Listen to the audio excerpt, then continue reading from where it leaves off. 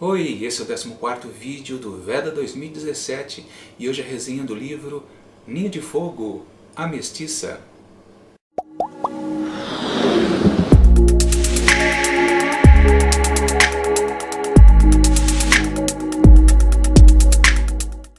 Ninho de Fogo é uma trilogia de fantasia escrita pela Camila Deus Dará. E logo nesse primeiro volume, no título dele, A Mestiça, já percebemos uma característica bem importante desse gênero, que é o herói entre dois mundos. No caso, uma heroína, uma jovem de 16 anos, a Melanie, que vive nos Estados Unidos e tem uma vida bem pacata e nem imagina que possa pertencer a um outro mundo. No caso dela, ela é mestiça porque ela é meia dragão e meia bruxa. Ela não tem nenhum indício que possa ser uma pessoa especial, mas ela percebe umas atitudes estranhas de seu melhor amigo, o David. Ela o questiona, por que você age assim? E ele desconversa.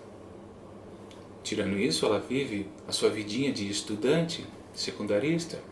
Até que um dia ela vive um momento surreal, que até começa meio banal, como uma pequena briga entre adolescentes, mas se transforma em algo grandioso e todo o fantástico da história surge num rompante que a deixa impressionada.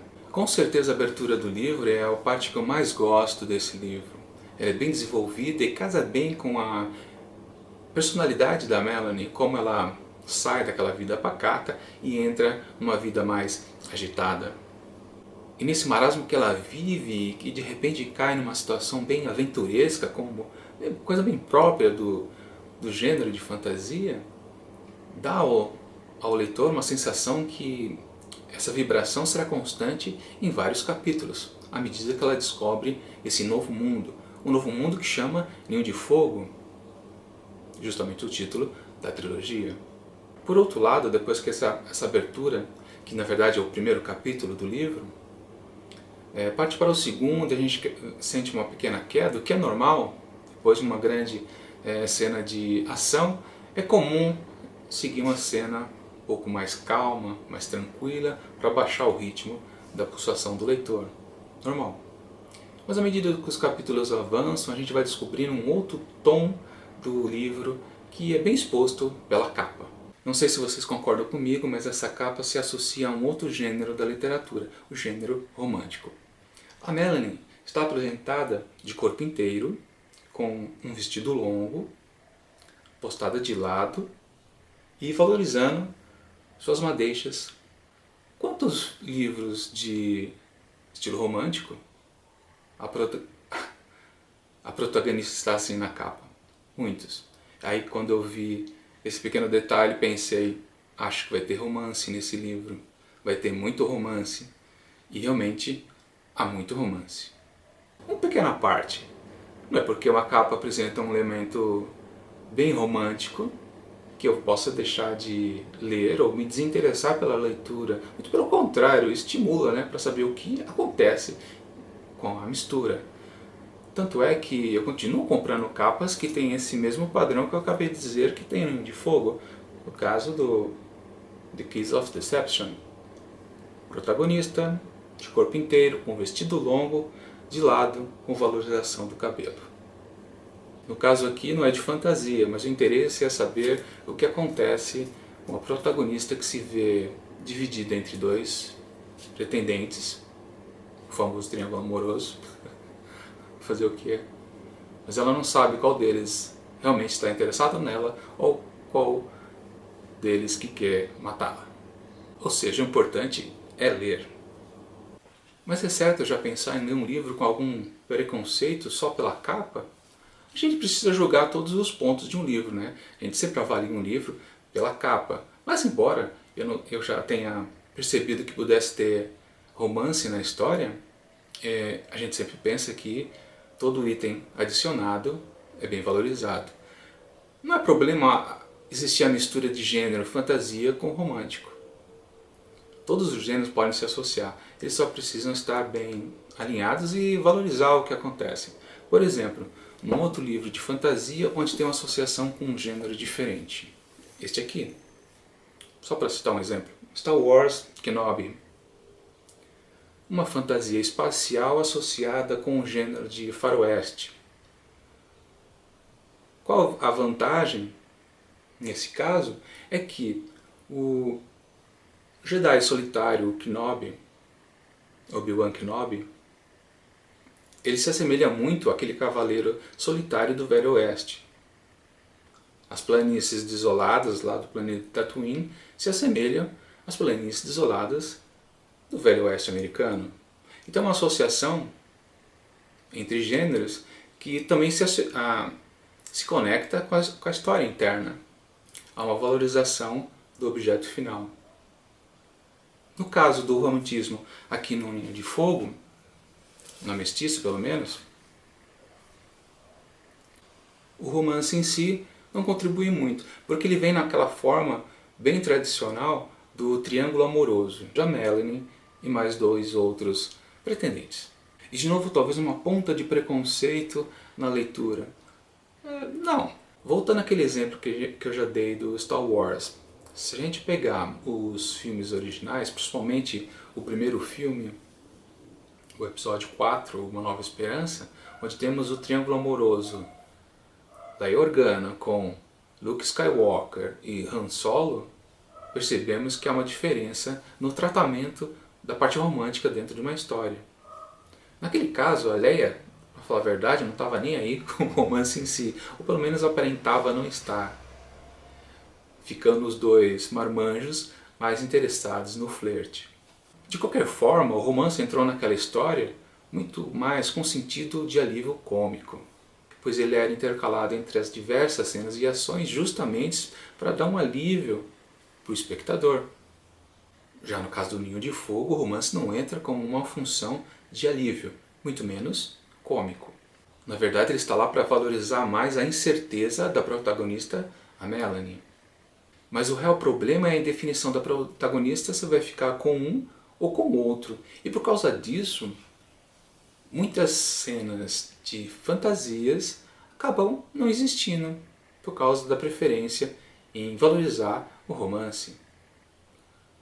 No gênero de fantasia, os leitores gostam de descobrir novos mundos, novos seres. No caso aqui da Ninho de Fogo, a autora preferiu utilizar de elementos já consagrados do gênero de fantasia, como os dragões, goblins, sereias, entre outros.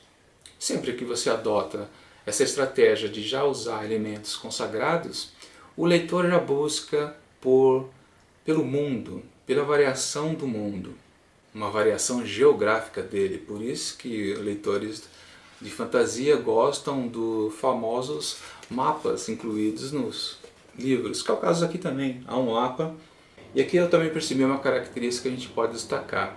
Dentre todos esses locais marcados aqui, basicamente existem 2 onde os personagens residem e um terceiro que é o alvo, tipo onde está o vilão, onde está o ato final do livro. Ou seja, não há muito entorno entre os 3 blocos, uma certa repetição de algumas coisas. Sobre esse detalhe de repetição, dá para destacar que o livro é infanto-juvenil. Há uma tendência em livros infanto-juvenis a apresentarem repetições. Eu me lembrei até do Desventuras em Série. Esse aqui é o primeiro livro, O Mau Começo. Esse livro é forrado de repetições. Às vezes até irritantes. Não é o caso do Ninho de Fogo. Há repetições, mas nem tantas, embora elas existam. E aí, se for um leitor adolescente, com certeza ele não vai perceber esses repetecos, mas um leitor adulto vai se incomodar, com certeza. Mas o ponto principal que eu quero chegar com essa discussão de triângulo amoroso em A Mestiça é que a Melanie, quando ela fica indecisa entre A e B, ela fica num dilema apenas pessoal e não valoriza a história fantasiosa. Tanto que quando ela tende a ficar com o personagem A história não se desenvolve para um certo caminho específico, em função dele. E se ela pensa, páginas depois, capítulos depois, em ficar com o B, o personagem B, a história também não se desenvolve para um outro lado completamente diferente da outro. Ou seja, na verdade, para a história fantasiosa, não importa com qual dos dois ela fica praticamente a mesma coisa. Esse é o ponto que prejudica ter inserido um romance dentro de uma história fantasiosa sem fazer uma contribuição expressiva para aquela parte. Mas claro, essa é a minha opinião. Muitos leitores vão gostar da parte, justamente da parte romântica e não sentir falta que ela não influi na parte fantasiosa. Mas será essa uma questão de leitor feminino e leitor masculino? Acho que não. E vamos voltar pela terceira vez ao exemplo do Star Wars. Quando eu assisti pela primeira vez no cinema, eu tinha então 10 anos de idade. Claro que eu estava mais interessado na ação, no teor aventuresco da história. Não ligava para a parte de ficção científica porque praticamente não existia ficção científica no cinema. Então eu estava mais interessado na pura ação. Mas a parte do flerte entre os três personagens me agradava muito. Eu me peguei no meio do filme torcendo para um ou para outro. Eu não sabia se eu queria estar na pele do Luke ou do Han, mas queria ficar com a princesa Leia. Ou seja, um público masculino de 10 anos, infanto-juvenil, pode gostar de romance também. Falando em público-alvo, me lembrei do personagem aqui na capa, na contracapa, o Jack, um menino de 300 anos de idade, que é muito importante para a história também. Aproveitar e mostrar a capa do livro, que é uma ilustração panorâmica entre a primeira e a quarta capa. E um detalhe, o livro certamente é infanto-juvenil, não exatamente por causa do personagem menino, o Jack, mas pelo tom adotado pela narrativa. Inclusive, há uns momentos que se repetem, acho que umas 3 vezes, de um personagem flagrar o outro sem roupa, completamente nu. E a reação é exatamente a mesma, sempre. Baixar a cabeça e desviar o olhar. Não há uma atitude mais adulta ou uma malícia no ar. Deixando bem claro que é uma história não adulta. Mesmo que tenha uma violência, cai lá. Mas isso é normal. Até desenho animado tem violência. De tudo que eu estou falando até agora, parece que eu não gostei nada do livro. Não, na verdade eu gostei bastante do livro. É uma boa aventura de fantasia e me agradou bastante. E me agradaria mais ainda se eu tivesse lido com uns 10 anos de idade. Eu comecei a ler com 12, eu acho, se eu não me engano. Eu comecei lendo A Ilha do Tesouro, depois Robinson Crusoe. Mas naquela época eu gostaria muito desse livro, com certeza, sem sombra de dúvida. E outra coisa que não dá para deixar de destacar nesse livro é a própria autora, Camila Deus Dará, o grande esforço que ela teve para publicar esse livro e os demais, os 2 seguintes. Ela escreveu esse primeiro por volta de 2012, o segundo saiu ano passado, em 2016, e o terceiro e último, para fechar a trilogia, será em 2017, se eu não me engano, na Bienal do Rio. Vocês devem ter percebido até agora que eu ainda não citei qual é a editora desse livro, e eu não vou citar, porque a Camila teve problemas com essa editora e eu acho que ela preferia assim. E eu concordo com ela. Na verdade, a Mestiça já havia sido publicada numa outra editora antes dessa, mas também houve um problema e precisou ser desfeito o contrato entre autor e editora. Isso é um problema meio grave aqui no nosso mercado editorial, que as pequenas editoras, às vezes, elas não conseguem cumprir com o que elas dizem para os autores. Por isso é importante valorizar o esforço da Camila em tentar publicar seus livros, independente do que as editoras prometam e não cumpram. É importante sempre continuar. Aqui no Brasil, um autor de ficção literária ele é independente o tempo todo, mesmo que ele esteja atrelado a uma grande editora, ele tem que manter seu espírito independente, sempre preparado para uma rasteira aqui e ali. Aqui nesse meu exemplar eu tenho um autógrafo da Camila que eu consegui na Bienal de 2016, no ano passado, quando ela estava lançando por lá o segundo volume da trilogia Ninho de Fogo, Coração de Escamas, que também está autografado. Eu estou muito curioso com a continuação da história, principalmente porque eu quero saber se tudo que eu falei aqui sobre o triângulo amoroso continua a afetar ainda o desenvolvimento da parte da fantasia. E também, claro, a história em si, A Mestiça terminou com um gancho bem interessante, da possibilidade dela confrontar o vilão da história. Eu quero saber se aqui o vilão vai sofrer um revés importante ou não. E também o destino dos outros personagens principais da história, justamente a balança do triângulo amoroso. Que eu não falei de propósito quem são, só para não estragar a experiência de quem for ler. E olha só a nova capa. Um dragão branco. Será que ele é mais fantasia?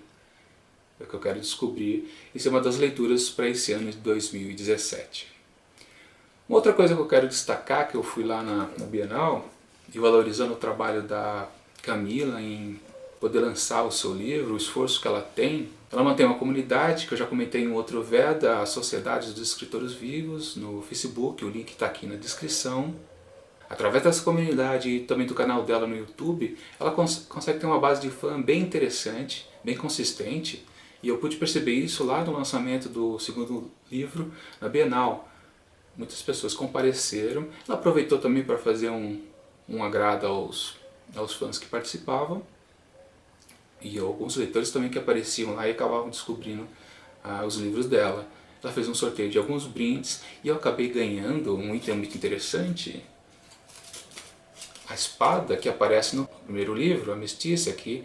Essa espada tem um nome, chama-se Komodo. É muito importante para a história. A parte poderosa da Melanie vem da força da espada, que tem a ver com a família dela e tal, mas não vou entrar em detalhes para não dar spoilers. Bom, é isso. Assine o canal e clique no sininho para receber notícias de novos vídeos e até mais!